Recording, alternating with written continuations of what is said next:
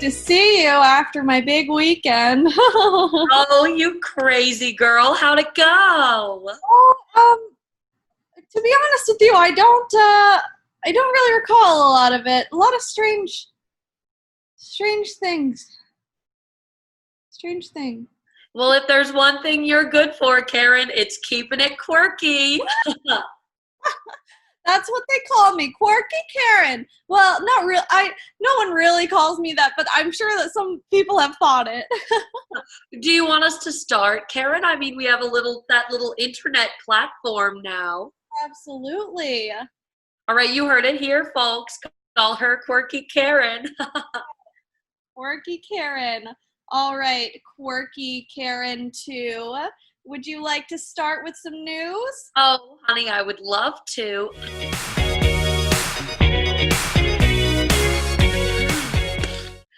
This one's a little darker. Cities around the U.S. might be backtracking into a total shutdown because of COVID.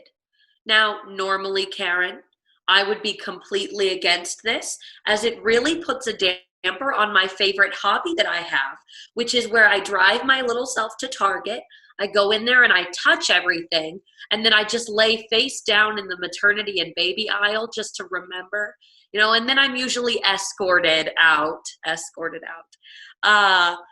But I'll be honest, as you know, I was away, from my family for a little bit, and I haven't seen my darling son Kyle, so I'm thinking that this will be a good way for me to manipulate him into hanging out with me. Kyle, would you like to hang out? Oh, I'm sure he just didn't hear you. He didn't hear it. He didn't hear it. It's okay. Well, speaking of the shutdown, Mitch McConnell says that a new coronavirus stimulus package could take 2 to 3 more weeks to figure out, even though the $600 unemployment checks are set to be cut down at the end of this month. Now, I'm usually a big fan of Mitch McConnell. He's actually the inspiration behind my new homemade lotion. Beautifolds, a moisturizer specifically for your neck folds to keep them looking plump and radiant. But no stimulus checks and less unemployment? How am I supposed to keep shipping in my specialty wine? Oh, specialty wine? Where's it from? Southern Utah. Now that is wine country, baby. The brand I get, I'm actually drinking it this afternoon. It's called Perspire. And it's got quite salty undertones because you can actually taste the foot sweat from the Mormons who harvested it. Oh, Karen, I would love a glass. Of course, sweetie. Anyway, universities are still expecting students to pay full tuition despite going online. Now, Karen, I think all this hootenanny around college is totally ridiculous. Now, my Kyle, he doesn't go to college. It's just not in his journey right now, and I support him no matter what. But Katie has already left to go be in her little college town or whatever, something about her mental health or whatever term those Gen Zers are coming up with, but I think everyone should just calm down and fork up the money. Like, it's not like college is just a scam to put people of more affluent privilege ahead of anybody else. Just pay for it, you penny pinchers. Relax. Oh, and loosen the wallet a little bit. Just take some money for your husband or something. What are you so stressed about? Oh, speaking of stressed, my goodness, Karen, bad news. Both Christopher Columbus statues in Chicago were removed on Friday, one of which, if you'll remember, was across the street from my house and the source of great sexual pleasure for me. But I do think I found something to get me through this tough time. You see, last night I went up to Braxton's room to give him his nightly chicken nuggets, and I saw that he was playing Super Smash Brothers. But it was with this character I've never seen before. I believe his name is Wario. I gotta tell you, seeing that huge Italian belly was so reminiscent of my dear Christopher. I had to step out of the room.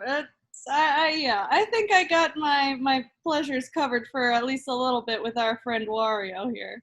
Karen, I am a woman of Christ. You keep that down. You keep that down, you silly girl. Giving gift to me, that's what I say. Isn't that the truth, Care Bear? Anyway, quirky Karen. Oh, you silly, silly girl. Anyway, speaking of Christ-driven, Florida Representative Ted Yoho, whatever, Ted Representative resigned from the board of a Christian organization after the Alexandria Ocasio-Cortez incident, which, in case you weren't aware, he called her an effing bee. Now, Karen, I know you're used to being called an effing bee just about every day of your life. And do you hate it? Because I never thought that would bring someone farther from God. I mean, calling a woman those words. Why, just look at your ex-husband. Jeff is in church every Sunday, and he verbally berates you before, during, and after. That's just free speech rights right there. I mean, that's our God-given right. So in some ways, it's wrong of them to have him step down just for saying that, because he was.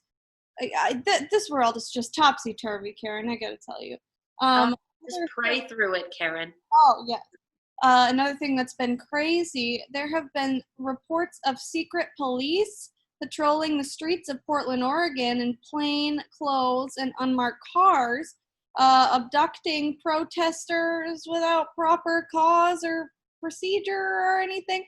You know what's weird, Karen?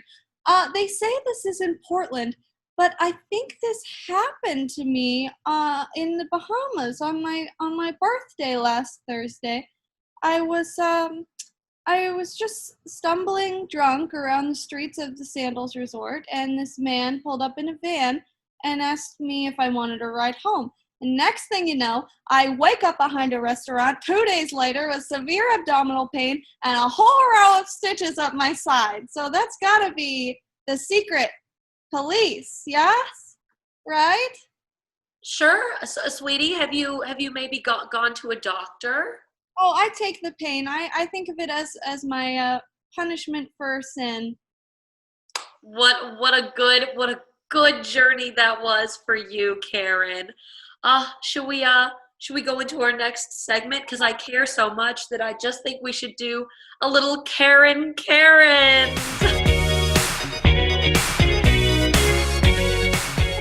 All right. Would you like to read the first question? I would love to. Now I just have it saying, what if your husband blames you for everything wrong happens in his life?